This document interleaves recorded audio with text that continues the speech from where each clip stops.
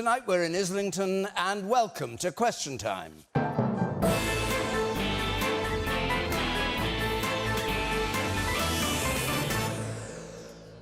And with us tonight, the new Housing Minister appointed this week, passionate Brexiteer Dominic Raab, Labour's Shadow Secretary for Women and Equalities, Dawn Butler, the businesswoman who took the government to the Supreme Court to get Parliament to vote on Article 50 and won, Gina Miller, the stand-up comic, radio presenter and writer, Nish Kumar, and scourge of so-called political correctness, friend of Donald Trump, journalist and broadcaster, Piers Morgan.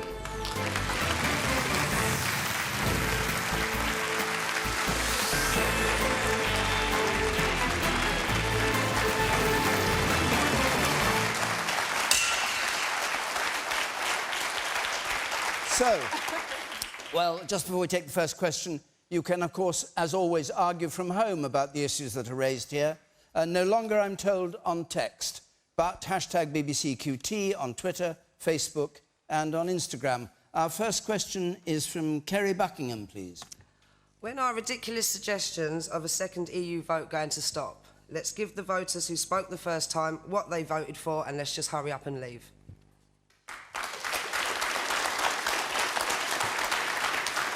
Well, this is, I think, must be in the light of what Nigel Farage said today about how he was coming round to the idea, that's what you're on about, that there might be a second referendum. Gina Miller, you've got Nigel Farage going for a second referendum. You in favour? I don't think it's a second referendum. It's a vote on the deal, whatever that is. But I want to say that none of this is helpful to anybody. This whole leave, remain, you're right, we're wrong. We've actually got 6 months from April to October for this government to show some competence, to go out there and get the best possible deal they can. And then at that point, I think the people should have a say on whatever that deal and the other options are. Because I invested a lot of time, energy, my safety to give Parliament a voice. And it was a weak, dishonest one in my view. And so I don't trust Parliament anymore. I think it's got to be the people's vote and a people's vote on the options at the end of September, October this year. A people's vote, not a Parliament vote? Yes. OK.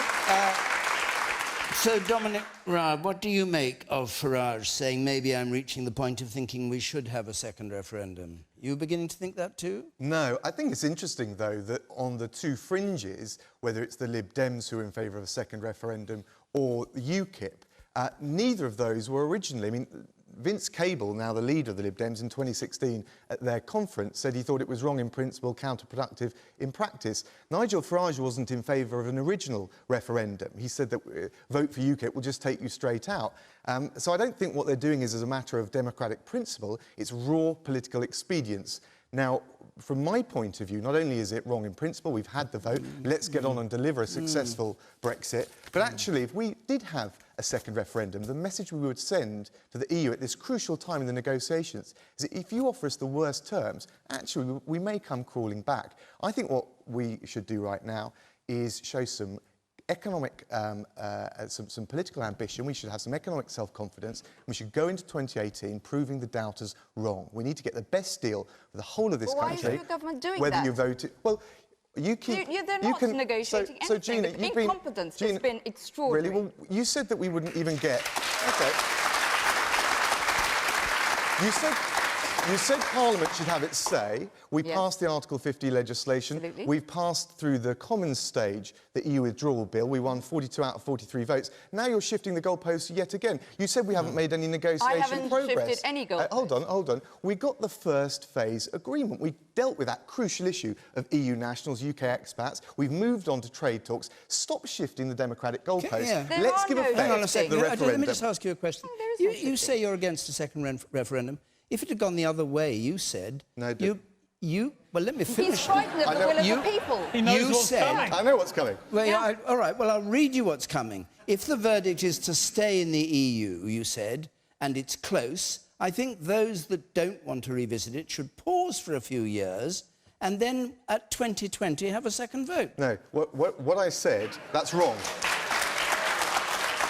Well, it's from the House magazine, the 9th of June, 2016. I'll tell you exactly what I said. Did you sue the House magazine? No, I didn't. I didn't, but I did correct it at the time, and I'll correct you as well, David. What I said was, when asked whether this would put to bed the EU issue forever, I said, you'll never put down that issue forever, not least because in legislation there's an EU lock which would enable us to have a second referendum, and it would obviously come up in a future leadership contest. But what I did say is actually we should hold the EU to its word and give them a chance to deliver the deal, and then we should judge it according to whether it's delivered on the deal. And I very clearly said... Revisit? Did you use the word revisit?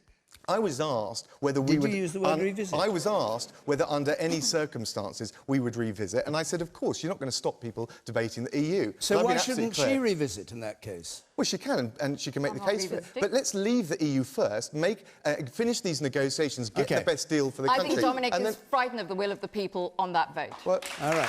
OK, I'll come back to you. Dawn Butler. I mean, it was painful, the first phase of the negotiations, absolutely painful. The Prime Minister struggled to get an agreement. And the thing is this, we have to look at jobs, trade and investment, and all of those things have to be considered before we could even leave the EU. So do I agree on a second referendum? I think that's Nigel Farage looking for attention. And I don't think we should give him any more attention than he already gets, because I think he gets enough. I think that the government has fought every single step of the way when we say that we want to have a meaningful vote in Parliament. We put forward an opposition day debate, and Parliament made it clear that we wanted to have a meaningful vote on the deal. You've already been offered and that, then Dawn. we had to have another vote that the government was trying to derail, and then we beat the government. We beat the government on that. And now that we will have a meaningful vote on the deal, and I think that's important. What do you make of 78% of Labour voters saying there should be a referendum on the deal? But there's a mixture of views all around, which is 78% of Labour voters? But that's fine. Your own constituency are all pro-Remain? Everybody can have a view. I mean, I voted to Remain. I was really disappointed with the results, but the end results are the results. We have to wait while we go through this painful process of the second phase, and then we'll see what the end deal is, and then we have a vote in Parliament. I come to members of the Honourable Member. Nish Kumar. Well, I mean, first of all, of course Nigel Farage wants a second referendum, because at the moment I literally don't know how he's filling his days. Like, between sort of campaigning for alleged sex predators in Alabama and accepting far-right invitations in Germany, I really don't know. I mean, maybe he just needs to take up a hobby. But my concern is, when we talk about the best possible deal and we talk about the fact that the country has spoken, I don't really understand what either of those two things looks like. Because what we said in the referendum was that we wanted to leave. But did that mean remain part of the single market? If so, if we're leaving the single market, how does that translate in Ireland? How does that work with the hard and soft border? There's a lot of questions that need to be answered, and it's a much more complicated question than we were originally asked. So I don't really see the problem with having been asked the first time. Why can't we be asked a second time once we actually know what we're being asked to do? OK. Man of the fourth row, yes. If we actually go back to the vote in 2016, we were told exactly what we were being asked to do. A leaflet was sent out by the British government to every household in the country that said, this is your decision, the government will implement what you decide, and it was clearly stated that leaving the European Union meant leaving the single market. David Cameron said that, George Osborne said that, the whole of the Remain campaign said that. So it's about time that the Remainers at the moment stop with these delaying tactics, stopped asking for more and more votes until you get the result you wanted, and just accepted the biggest political turnout in British voter history, accepted the result and got on with what the people said. But I'm really sorry. I have to ask again. I hate to keep bringing it back to this one incredibly important issue. How does that translate with the soft or hard border between Northern and Southern Ireland? How does us leaving the single market work when Ireland is an EU member state that is part of the single market and shares a border? Is this a sort of covert ploy by Leave voters to reunite Ireland? Because if it is, that is a real surprise to everyone. Well, I'm actually part Irish and I support United Ireland, so I'd be quite happy with that. But that was, I'm pretty sure that wasn't the point of the referendum or the Conservative Party. The woman in the third row from the back there.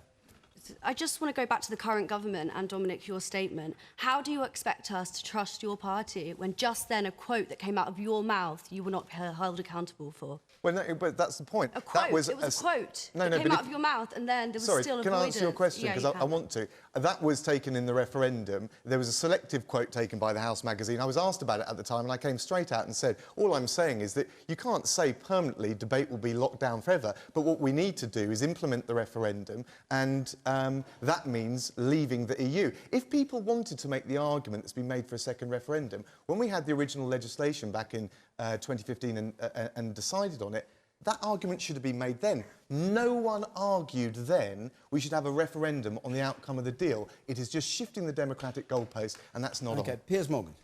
Well, look, we're in Islington here, which is the heart of Arsenal Football Club, my team. And we recently got dumped out of the FA Cup in the third round for the first time in over 20 years. And I would like to play that game again. I don't like the result. I would like us to have won, and I would like to have a rematch next Sunday. Yeah, I'd like to just have a rematch because I think... But Piers, in No, let me 2014, finish. you said in an interview with Giselle Stewart that it was too complicated and that none of us knew what it was all about. Everyone's had their say. If I could just finish my point. Can we leave the Arsenal analogy now for the analogy, the rest of the country who may not be so analogy is involved in bleedingly Arsenal? obvious, which is you don't get to replay a football match when you get the result you don't like, and you don't get to replay a referendum when you don't get the result you like. Now, I speak as somebody who voted Remain. I wasn't entirely sure, and I'll tell you why. When I was editor of the Daily Mirror for 10 years, at the start of the 2000s, we had a big question mark about whether to enter the euro, the single currency. And I had Tony Blair and Gordon Brown and Peter Mandelson, Alistair Campbell, a lot of business people you're now seeing popping up telling us about the horrors of leaving Europe, all telling me if we did not enter the single currency, the euro, this country was dead, financially dead. Well, guess what? Guess what? Gordon Brown stopped that. Well, let me finish. Just say They it. did Hashtag just no. say it. Well, Hashtag just say it. I was there at the time talking to them on a daily basis. I know what they were all saying at the time. I know how it then played out. The point is we didn't enter the euro, and actually it was the best thing that we ever did, was to not enter the euro. So I take a lot of what these experts say with a pinch of salt. But on the point of the question, no, we can't have another referendum. It doesn't matter who is asking for it, whether it's Gina, whether it's Nigel Farage. I'm not asking for a referendum. The people have had their say. And the man made a very good point there, the gentleman there, about what we were told this vote was about. June the 12th, 2016, David Cameron on Andrew Marr's programme on the BBC. What the British public will be voting for is to leave the EU and leave the single market. No ambiguity. So this idea that we were all too stupid and nobody knew... But they also said there'll be £350 million a week for the NHS. What happened to that? Well, OK, all right, leave I agree. that. Let me go to the woman over there. We'd like to bring more members of the audience in. The woman on the very left there. Yes, you. Yes, it's over your head. Dominic Raab and many others keep talking about the best deal for Britain and that we will now proceed to get the best deal. If you're so confident that this is going to be the best deal, why not put it to another referendum? Well, because I think fundamentally, if we told the EU now that if they offered us the worst deal, we might come back in, that would virtually guarantee, as a matter of common sense diplomacy, that they would. So I think that would totally undermine our negotiating position. But when I talk about the best deal, I want to give effect to the referendum, take back control of our money, our laws and our borders. But I also want to continue the good things about the EU, the cooperation on trade, on security, and all sorts of other areas. And my father was Czech. We're leaving the EU. I'll feel no less European on my side of the family after that. I just want to get away from the undemocratic club, take back control over our own laws. OK. And that's what we're going to do. The man up there. You, sir. The problem with the referendum is it's too simple a question and too complex an issue, and how we leave Europe is absolutely crucial. I run my own small business. If we leave Europe with a no trade deal, it will be disastrous for my business and the people I employ. So it's absolutely crucial. I don't have a problem with the second referendum. I mean, Parliament weren't even going to get a vote on it at one stage. But there's another way of dealing with this. The Labour Party are a shambles on Europe. Why don't you have the guts to make the general election a referendum on Europe and clarify your stance versus what the Conservatives come back with in a deal from leaving Europe? Why don't you have the guts to clarify your stance and make the next general election about Europe and play it out in a full general election campaign where everybody can be informed about the true issues behind whether we stay or leave we'll put Europe? it to Dawn, but what would you have the Labour Party campaign saying? Well, I would have the Labour Party with 78% of their supporters wanting to stay within Europe. Why don't you come off the fence, believe we should at least stay within the single market and make that the issue you campaign in the general election on? So you raised a couple of issues there in regards to your business, and I think that's the reality of the situation, and that's what has to be considered in regards to negotiating the deal. I mean, I hope that there's a general election this year, and if there is a general election this year, then you'll be clear on our manifesto. But we've talked. The Labour Party has been very clear in regards to the single market and the customs union. You haven't been remotely clear about any of it. What are you talking about? We have been clear. But what is the position of the party? On the single market, what we're saying is that we're looking at goods, services and immigration. Do we stay in or do we leave it? On the single market. Do we stay in or leave? It has to be negotiated. Simple question. Do we stay in the single market or do we leave Piers, it? you've already. It's a simple question. Yeah, but you're talking, as you say, it's a simple question, but it's a complex situation. What's the answer? As the gentleman said. What's the answer? Do you want me to speak, Piers, or do you want to keep attacking? It's a yes or no to these fundamental questions. Well, Piers, do you want me to respond, or do you just want to keep it? Because if it's your I'd like show, you to answer the question. If it's your show, carry on. I honestly have no idea what Labour's All right, position is. you've made the point. You're not allowing me to speak. No, well, The floor is yours. he will now allow you to speak. You speak, and then we'll go to this gentleman here. So, on the customs union, we're saying that at the end of the day, we can be in something that will look very similar to the customs union. That is what Labour's party's position is. But it's all about negotiation. On the single market, we want to negotiate access to the single market, the best deal for businesses, the best deal for people, the best deal for jobs. We need to have that negotiated. That's Labour's position. All right, stay in or leave? wait, Piers. You can't just stay in. All right, no, stop. Stop. You. I think we'd have to ask ourselves, though, if we went back into Europe, what Europe we were returning to. I mean, they've made it clear that they want to have a European army and things that everyone, when we were in the EU, we voted against. And this is what we're returning to. We'll be fighting the same old battles over and again. And no matter how much we fight them, the ideas will still come back. Just because they stop now doesn't mean the ideas will be reborn again in the future. OK. And you in the front row here. Yes. I was going to say, just to go on to what Dominic Raab said earlier, he said that they had a really successful year where they sorted out the rights of EU nationals living inside the UK and the rights of EU nationals living here and British nationals living abroad.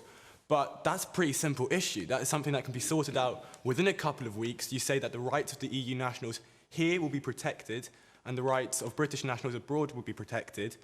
And then you set a good tone for negotiations and you can move on. But it took the government a year to sort it out. And I think Gina made a very valid point by saying, how can we trust the government to deliver a good deal if it took them so long to deliver on something that is rather a simple issue? Answer that point.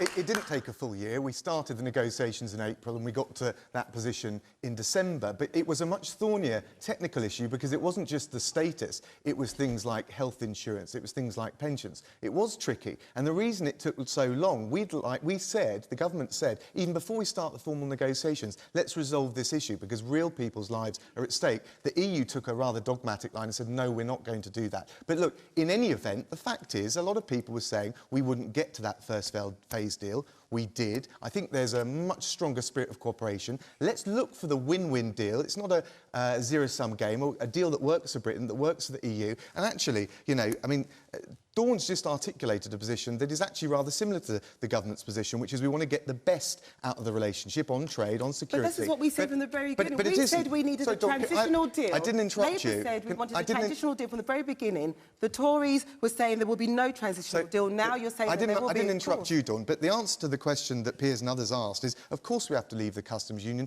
of course we have to leave the single market. Jeremy Corbyn told the Labour MPs on Monday night that that was the position, whereas Keir Starmer has said we should leave the position open. So it is a total shambles. We're in government, we've got to lead. There is no real choice here. You can't stay in the single market and leave the EU, but there is all sorts of other ways, through trade deals, through security cooperation, that we can have a strong relationship going forward. Before we take another question, Hereford is where we're going to be next Thursday, and Dumfries the week after that. On the screen are the details of how to apply, and I'll give them in full at the end. Take a question from Josh Anthony, please. Josh Anthony. With the resignation of Toby Young, are we giving in to mob rule by a snowflake generation? Yes, Toby Young's resignation after a very brief, a day or two only, I think, in post. Piers Morgan. Look, he said some distasteful things. No one's questioning that. They were things he said in the past. And Dawn and Angela Rayner, amongst others on the Labour side, led a charge to get him sacked. And he eventually quit before I suspect he was about to be sacked. So they got their scalp. So Toby Young is off this little quango that no one had really heard about anyway. No one really heard about Toby Young before this week, probably. And he's now gone. What it raises to me is the question of hypocrisy and double standards and consistency. Because there's a Labour MP called Jared O'Mara, who is still a Labour MP. He hasn't been sacked. He posted far worse stuff. He's suspended, I think. He's suspended, but he's not sacked. He posted far worse stuff. And when it all came out, and a lot of the stuff was presented to the world, Angela Rayner... Let me finish. Jared's posted worse stuff than Toby Young? Yes, absolutely. Are you kidding me? You'll get a chance to respond in a moment. I'm going to finish my point. You can go and see what Jared O'Mara posted. You can make your own minds up. But everyone who's seen them will know what I'm talking about. Angela Rayner, who led the charge against Toby Young, she stood up next to him and said, I stand by this guy. This is in the past. He said sorry. We need to move on. So he's still a Labour MP. So he is not, apparently, as bad as Toby Young. Then we come to John McDonnell, the number 2 in the Labour Party. He said in 2010 he wanted, on any questions, he wanted to assassinate Margaret Thatcher. He then repeated this story gleefully at a Labour meeting with the same Angela Rayner sitting next to him, who was laughing and nodding as he recounted this story. Second story involving John McDonnell. OK, I think that's enough. No, that's enough, thank you. No, Piers, you've made 2 points. Dawn Butler, I'll come back to you if necessary. Can I finish my point? In a sentence, please. OK, the finish the point is this. He then also repeated a story about Esther McVey, who someone has said should be lynched. My point is this. What is actually worse? What Toby Young may have said a few years ago in clumsy, stupid and offensive posts on Twitter. 45,000 tweets You'll get a chance to respond. No, Piers. You'll get a chance. All right, Piers, I do not want a monologue. There'll be no stories. Dawn. My point is simple. You're missing the question is, are we giving in to mob rule by a snowflake generation? My point is... Yes or no? My point is, I think we are, and the mob rule does not apply the same standards to people on the Labour side that it applies to someone like Toby Young, who coincidentally happens to be a Tory. OK, Dawn Butler.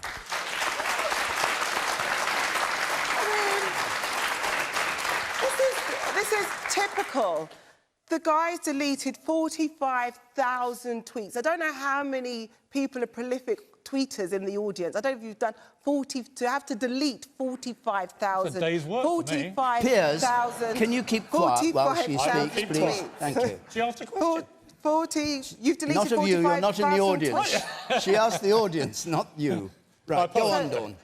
Come on, let's stop this nonsense. So, the issue is... Not nonsense. I swear he thinks this is his show. I mean... Well, it might be one, you know. There you go. There you go. I doubt it. I don't think you're that skillful at your job. But anyway, 45,000 tweets Toby Young deleted. And the thing is this. The reason why nobody has heard of this new government body was because it starts on April the 8th. It starts on April this year, so it hasn't actually been started. The announcement of Toby Young was announced at 1 minute past midnight. 1 minute past midnight. So they were trying to sneak this announcement out. Now, there's an issue with suitability. There's an issue with process. Was full process carried out when he was elected, when he was appointed to this position? Was he suitable for this position, or did he get this position on merit or because of privilege and being mates with certain people? Those are the three main issues that have to be addressed. I am not in favour of appointing somebody who talks about dressing up as a woman and going to gay clubs and molesting lesbians and writing about it. That's unacceptable. Or laughing about anal rape of women, or talking about eugenics and weeding out disabled people, or complaining that schools have ramps so disabled people can get an education. That is not suitable criteria for somebody to be appointed to a government body. OK.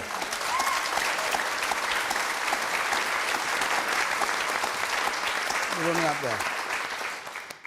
I'd just like to point out that a lot of the stuff that Toby Young said was directed towards women. And I don't understand why, as a society, or why, like, certain establishments within society continuously give a platform to men who are disrespectful and downright awful about women. With the Jared O'Mara situation, he was suspended. So that... He's not been sacked. That's not my point. I haven't heard Dawn call for him to be sacked. Can I just finish? Because my point is actually that Toby Young resigned, so then took that agency to resign himself. Jared O'Mara was suspended by somebody else, so he still wasn't given the privilege or the opportunity to resign. All right, the woman there on the gangway. I'm a student. And frankly, what Toby Young says is just disgusting. He talks about social mobility, and he talks about how you can encourage people from lower incomes by giving them, you know, eugenic treatment and allowing them to rise up and improve their intelligence. How can a man like that stand up for students' interests? It's frankly despicable that he was even, you know, put forward. It's ridiculous. OK. Dominic Raab. Well, I certainly agree that the nature of his comments came back to haunt him to such an extent where it became inevitable that he would have to resign. And I agree that those in public office should be held to a higher standard. But I do just want to say this in relation to, there's two sides to this story. This is also a guy put heart and soul into setting up free schools and so kids from disadvantaged backgrounds could have a strong education. But the problem is all the focus comes off that. If the story is all about your track record of being an edgy commentator and taking things too far, I just wish Dawn would apply the same standards to the Shadow Chancellor, John McDonnell, who talked and made jokes about lynching the bastard, his words, in relation to Esther McVey. And if actually the bar is set here, shouldn't he resign? Will you condemn that? Dawn, do you condemn the language John McDonnell used about Esther McVey, just as your colleague, Jess Phillips, one of the most formidable Labour equalities campaigner, did? Do you agree that it was outrageous? I condemn all abuse against women. I get a lot of abuse. That's the Jeremy Corbyn I get a lot of abuse myself. Well, now listen, and I would stand full square with you against that because it's outrageous. I get a lot of abuse myself. So I'm against abuse against all women and all of the time. But let me tell you something. You keep talking about it. It's historic. Just over 12 months ago, somebody put on Toby Young's desk a sexual health harassment policy. Somebody was brave enough to put it on his desk and underline bits in red, OK? And he responded by hiring a strippogram to go to the workplace on the day of Take Your Daughters to Day work. That shows what he's like as a person. Yeah, I just want to... I want to get back to the question that you sort of originally posed, sort of in there. I mean, I'm a stand-up comedian. I exercise my free speech regularly, and I've said things that are truly, objectively reprehensible, right? And that's... I've said things about members of the panel. I described one member of the panel, I won't tell you who it is, as what would happen if someone injected a gammon steak with white privilege. Now... again... not wishing to give anything away, if I could go back in time, I would high-five myself because it's a funny line, right? Now, do I consider that an absolute privilege which I utilise constantly? Absolutely I do. Do I also realise that free speech that I've exercised may preclude me from certain jobs. For example, co-hosting Good Morning Britain.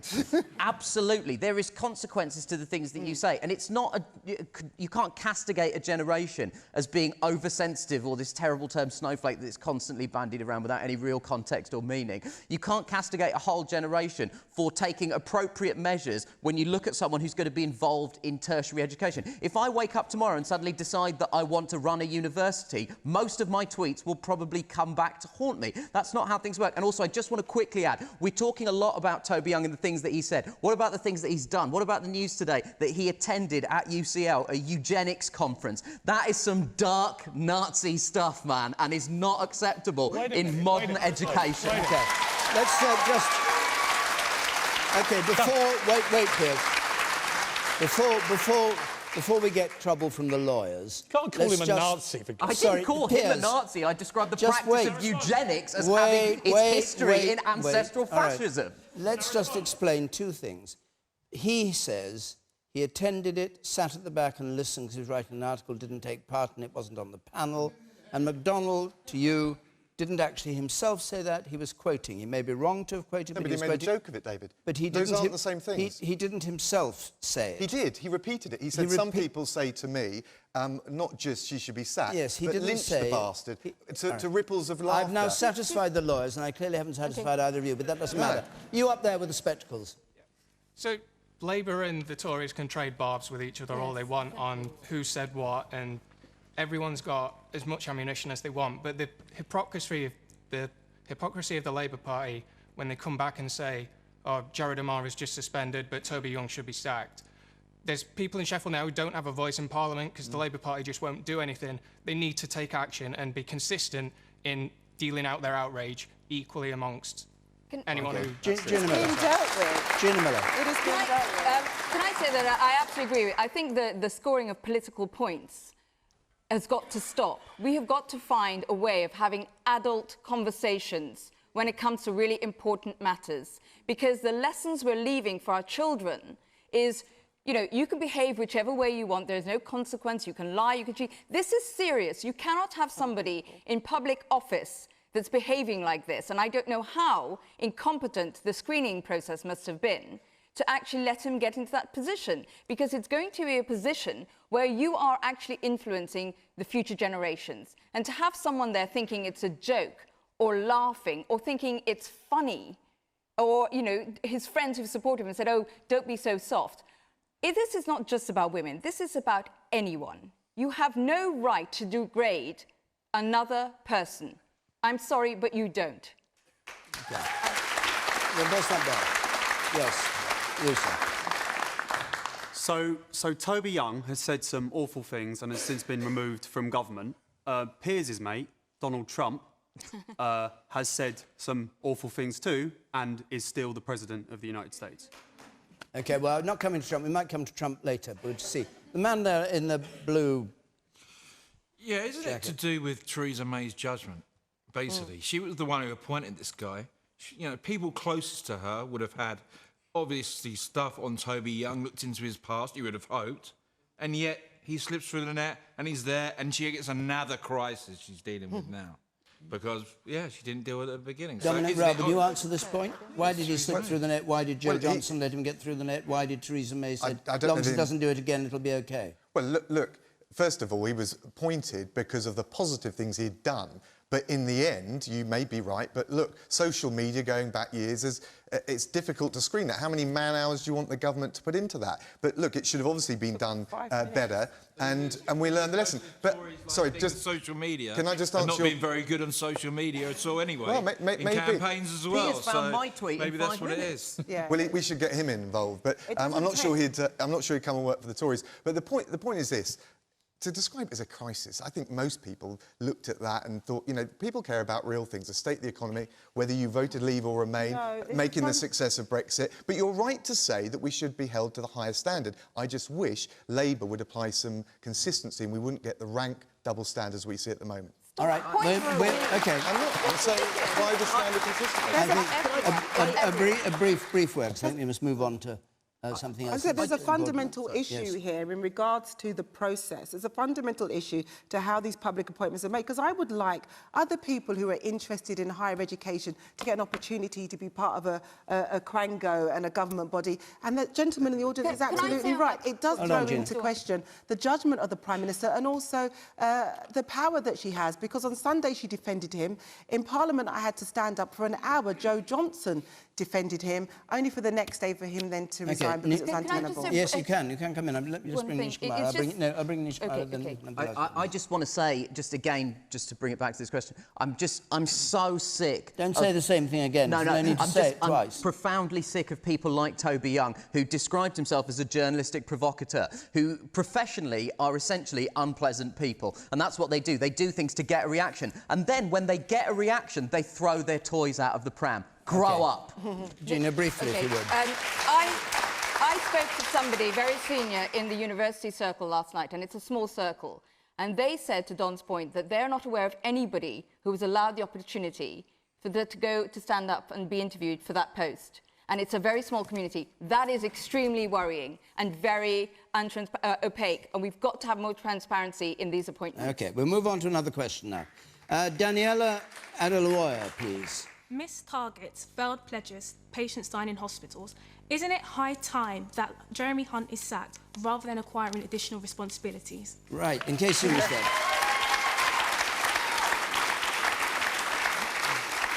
In case you missed the beginning of it, Daniela, missed targets, failed pledges, patients dying in hospital, all while Hunt is Health Secretary. Isn't it time he was sacked instead of acquiring, as he did this week, more responsibility? Dominic Raab? Well, look, there's definitely challenges in the NHS at the moment, and when you see some of the reporting, of course, I think that the job of the GPs and the nurse on the front line is heroic, but I also think we need to have some measure of the big picture here. And the Commonwealth Fund in 2017 looked at health services around the world and found from New Zealand to Norway and found the NHS to be the safest and the best in the world. Now, we've put more money than ever, 12 billion more than in 2010 when the last government were in charge. We promised another 6 billion. We've also got to do things differently, and we've started to do that. We've got more beds, more doctors, more flu vaccines available than ever before. But I do think that it requires a long-term view. We need to also change the way we're doing things in the NHS. One of the big things in the reshuffle was integrating social care with the NHS. You haven't used the word hunt so far. Well, I think anyone doing that job has got a hell of a task at hand. But if you look at these problems we're facing in the winter, they're true across the UK, and we've had them for years. They're true in Scotland, where the SNP are in charge of the NHS. They're true in Wales, where Labour are in charge. You have them in France, you have them in Australia, and it's very difficult to deal with these spikes in demand and pressures on the NHS at winter time. But we are better prepared than ever. Don't take that from me. That comes from Professor Keith Willits, who's in charge of A&E units up and down the country. Daniela? That's not why I asked, so I'm going to reiterate that really simply. We have an incompetent Prime Minister. She remains in office yet lacks power, and thus this enables ministers to bully her to acquire additional ministerial responsibilities. You know, the NHS is a vital service for our nation. It's not a playground for career-hungry politicians. I'll come back to you. Gina Miller. I mean, this idea that it's a winter crisis, it's actually every year it's a winter crisis. It's just diverting attention to the fact that the NHS has been in crisis for 8 years. And then you've got people like the King Fund, you've got all the Nuffield Trust, how many more experts, the BMH here in London, all saying that the NHS is underfunded. It needs urgently about 4 billion a year. It's getting 1.6, and that's set to go down. Dominic comes out with figures. Actually, listen to the figures that the profession itself is saying. You know, we have the lowest spend of any OECD country when it comes to bed per thousands, 2.6. You look at Germany, look at our staffing levels. It's a disgrace. But the only way the problems of the NHS, in my view, will be actually addressed is to have a full audit of the NHS that looks at everything from staffing to procurement to administration, and actually ask the people who work in the NHS what is it that they need, and have a joined-up cross-party solution to this. It's too important to leave to one political party. OK. I'll come to you. Piers Morgan. Well, Jeremy Hunt he's the Arsene Wenger, isn't he, of this government? He just won't go. And it doesn't matter how badly he and his team perform, he just won't leave. And in fact, eventually, after 5 years of this, ending in this absolute nadir of what we've now got on our hands over this winter, the worst ever, he gets called in by his boss. He says, I'm moving you on. And he says, oh, no, I'd rather stay, if you don't mind. Oh, righto, you stay then. Carry on. It's a complete and utter farce, isn't it? The NHS problem is not actually, it's not just about the Tories, not just about Labour. They've all cocked it up for decades. And the reason they've cocked it up is they've been unable to respond to the harsh reality of what has happened to this country. The NHS was started in 1948, 70 years ago. By Labour. By Labour. It was a brilliant idea. Well, we all agree. We all agree we love the NHS. I've had to use it a few times in the last 2 years for various injuries. I've fallen over, broken ribs. My wife fell over, broken rib. We all fall over in my house.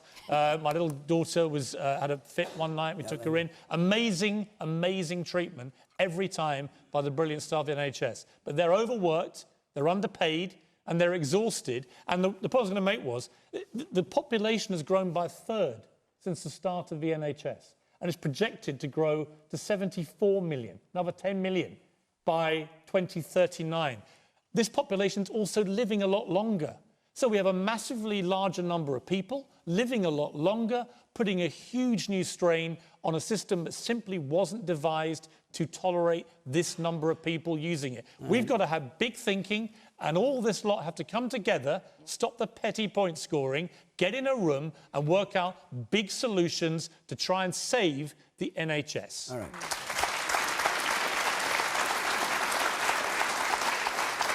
Let me, so we don't go round and round on the same point, throw in a question from George Sweet here on exactly the same topic. George. Do you support a new tax specifically to fund healthcare? One idea. Does the panel support a new tax specifically to fund healthcare, which was put forward today or the other day, and which would mean the national insurance became national insurance? What do you think? Yeah, I absolutely agree with that. The reality is that if we want this incredible service, which isn't just something that provides, free at the point of delivery healthcare, it also is more economically efficient than a huge number of the part or fully privatised healthcare systems that exist around the world. We've got to pay for it. And what we need is a politician who has the guts to look at the British public and say, listen, if you want this incredible service, then you have to pay for it. But that has not been helped since 2010 by a string of cuts to various different levels of taxation, and also a string of cuts imposed by this government, not just on the healthcare service, but on social care. And the cuts to social care have increased the pressure on the National Health Service. This is a very simple thing. I'm sick of every time I turn on my television and there's a politician talking about the NHS, they all say the same thing, exactly what you said, Dominic. Oh, they do incredible work. Oh, we admire them so much, but we're not going to give them any money. It's a simple solution. We've got to cough up, and we need politicians that have the guts to say Why don't we ask the audience? Why don't we ask the audience? No, we will not have peers. We will not have a show of hands. We do not do show. I don't know what you do on your show. We do show of hands. Oh, fine. Go back to your show. You're not chairing this one. Dawn Butler. Dawn Butler. Dominic Raab, just before you start, Dominic Raab said, and the Prime Minister said it in the House of Commons this week, that it's said that the British National Health Service is the best health service in the entire world. He went through a whole string of countries. Best in the world. Do you agree with that? Yes, so why don't they pay the doctors and the No, nurses? sorry, do you agree with that it is the best? I think it is the best. I think that there's other countries that are looking to Other countries have worse problems, do you looking mean? to emulate our NHS. Sorry, I must get this clear. Do you mean that other countries have worse problems than Britain? That we have, as far as the National Health Service goes, we have the top quality, cream of the cream? We have a great NHS. At the moment, it's starved of resources. It's starved of cash. It's low on doctors. There's thousands of vacancies for nurses, and that is because this government stopped nurses' bursaries. You know, they're doing one thing on one hand, and then they're saying on the other hand, oh, everything's great. You have to have some joined-up thinking. You can't keep compartmentalising things. And this government, it just drives me crazy because you're just so out of touch. I mean, they're giving the NHS just 1% every year. Under Labour, it was 4% every year. It needs more money, not less money. We're putting 12 billion more per year than under Labour. And if you saying look at all of Wales, this. if It's you like look you're at putting Wales, in less well, okay, just, than I listen to under you. Labour. I listen to you. In Wales, where Labour We in have to charge, stop less lying. money Nobody is going in, believes it. and longer Nobody waiting lists. believes it because they feel it. People All right. use So the why are you shouting NHS. over me? People use the NHS. They know what it feels like when you have to use wait. the NHS. Sorry, You're not the only Dawn, one. I just want to come back to this.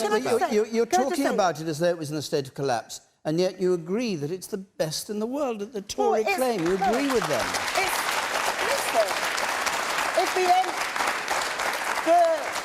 The NHS, in how it's created, is, in fact, in theory, the best in the world if it had the resources and the money to carry out what it needs to do. Like your answer to Brexit. There are nurses who are spending their shifts, their entire shifts, in the car park of the hospital because ambulances are parked up and can't get into the hospital. And what do you think of George Sweet's proposal that we should have a special tax for the National Health Service called National Health Insurance? Do you think it's a good idea, one you consider? The Labour Party's manifesto's plan was to raise taxes to the top 5%, and so so we can give the NHS the funding it needs. And that was in the Labour Party's manifesto. And also, if we stop all the corporation tax, 70 billion by 2020, that money could also go into the NHS. But you haven't answered that question.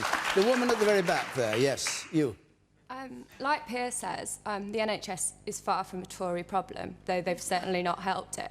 But instead of admitting there's a problem and engaging in some useful discussion as to what can actually be done to sort it, they just seem to be operating in a system of complete denial and trotting out a survey which it clearly doesn't reflect the day-to-day experiences that our frontline NHS staff are telling us that they're experiencing. OK, and the woman in red there. I think it's really easy to just think this is a problem that, I mean, Theresa May, she's sitting in an office, she's looking at paperwork saying, oh, cuts here, cuts there, but she's not going to be affected by this because the people who are making the decisions can actually afford private healthcare. They're not going to be affected by not enough hospital beds. People in this country need the NHS to survive. Gina Miller. I was going back to George and then this question. I think there was a Sky report saying I think 68% of people would agree to a tax or 1% increase if they could guarantee it would go to the NHS. But as Dawn said, I actually think we should be cracking down on all those companies who are not paying tax in this country. And they're the ones like the Googles and Amazons, and that money should be going to the NHS. And on the point of the other thing is, one of the suggestions has been a royal commission, which I think is a complete waste of time and money and will take too long, because actually there are already good reports out there. There's a Barclay report, there's a House of Lords report just last year. Why do you not just use what's already there and get on and make some changes cross-party? OK, and you in the second row there, man. So I recently had a family member admitted to hospital for several months, and night after night there was one nurse to the whole ward. The staff shortage on the wards is stark. What is the government going to do to get more nurses on the ground? OK. And I go to the man on the gangway there, with the moustache. Yes, you, sir. Me? Yep. I think the government needs to come up with a realistic long-term plan. We're all fed up of these false promises and numbers being plucked out of thin air. For example, in 2015, Jeremy Hunt said they were going to promise 5,000 new GPs by 2020. Actually, last year, we've got 1,000 less GPs than we had the previous year. Where are these doctors going to come from? Is there a magic doctor tree? I don't think so. OK. We've got only a few minutes left, and I want to get in a couple of other questions, if I can, because we'll come back to the NHS frequently. I'd like to take this question from Michael Harpham, please. Do you agree with Donald Trump that he is a very stable genius? Nish Kumar. For the purposes of my possible visit to America later on in the year, yes, I do. Donald, I want you to know. I think you might be the greatest genius of all time. between us, the guy is an absolute lunatic. I mean, as much as I respect Oprah Winfrey and admire the speech she gave last weekend, it does say something of the extent to which Donald Trump has debased the American presidency as an institution, that one speech at an award ceremony has people being like, she should be president. Piers Morgan. Well, thank you for letting me speak, David. I think speaking as an unstable... You don't speak too long. Speaking as an unstable genius myself, no, Trump is an interesting character. If you like him, you love him. If you hate him, you detest him. I've travelled a lot in America recently. LA, New York, they can't stand him. A bit like Britain, many parts of Britain. But actually, if you go through the middle of America, the flyover states, I've been in Missouri, Texas, Florida, they love Donald Trump. They love the fact he's a maverick. They love the mad tweeting. They love him standing up to Kim Jong-un. They love the fact the economy is actually beginning to surge in America. The job numbers are good, that he's taking on ISIS. You can construct a very positive story about Trump, which is clouded by all the tweeting, or you can just continue to say the guy is a lunatic and we should ban him from ever coming to Britain, for example. He's due here in February. I hope we afford him, not because he's Donald Trump, but because he's the President of the United States. I hope we afford that office and that country, which is going to be vital to us post-Brexit, the kind of respect that America and the office of the presidency deserves. So in that sense, I'm very happy, if you're watching, Mr. Trump, to call you a stable genius. OK. All right, then, you, sir, over there. Yeah, briefly, if you would. From our wonderful Liberal position here in London, it's very easy to treat Mr. Trump as an easy target. Don't forget that the Americans actually voted for him. OK. And up there, the man... Yes, you, sir. Yeah. What's going to happen in 2020 when it's the next US election? We've got Oprah Winfrey, we've got Donald Trump already. Next, I hear The Rock's going to get involved. I mean, Piers, do you want to do the UK election next one? Well, funny enough, there was a poll on ITV this week, and 57% of the British public thought I should replace Theresa May. So the campaign starts tonight. Now I want to see a show of hands. Yeah. Gina Miller. No show of hands allowed. I want to see a show of hands. I think Trump is no denying he's a narcissist. I don't know about a genius. I mean, someone who actually has to put that down on a tweet, you have to question. But I think I do agree with Piers that you have to respect the office. And, you know, there's no saying you get the politicians you deserve. Perhaps there's something about what's happened in American politics and how little the public in America have trusted the establishments in the US that have led to a Trump being in power. And perhaps it will lead to the shock that the American people need to get a better leader next time. OK, Dominic Raab. You probably have to be polite, do you? Look, I watched that soap opera in Washington, D.C. and as bemused as everyone else, but the Americans voted for him, and the way I look at it is the ties that bind our countries and our peoples, American, British, are far deeper and far more important than any individual politician on this side or that side of the Atlantic. And whether it's on trade, on security cooperation, on the fight against Daesh, actually, I tend to focus relentlessly on that. And I think Theresa May has done the right thing of saying, do you know what, I'll tell him when I disagree, but we're engaging grown-up diplomacy, not student union politics. That means we get close to him, we exert positive influence. We tell him when we think he's got it wrong on Putin, on NATO, on the tweeting around Britain First, which was abhorrent. But actually, what matters most is the bonds and the ties that we have between our two peoples, and they are stronger than any politicians. Can I just say... yes. I just want to say that there's a couple of things. People keep saying the American people voted for him. Firstly, the majority of America did not vote for him because he lost the popular vote. Secondly, I can't help but feel how you relate to Donald Trump does have there's a huge relationship with what your ethnicity is. And I suspect that if you're a white American, you might think, well, let's see how this maverick plays out. But if you're not white, it might be a very, very different story. Because maverick, certainly in the last couple of years, seems to be code for enormous racist. The man in white at the back there. You, sir. I'll go one further and say he's more than a narcissist. He's probably a sociopath. But then aren't most people who've got to the top of the political and corporate ladder. And... at the end of the day, the American political system has enough people around him who I believe are sensible and the correct mechanics to get rid of him, should they need to. OK. Dawn Butler.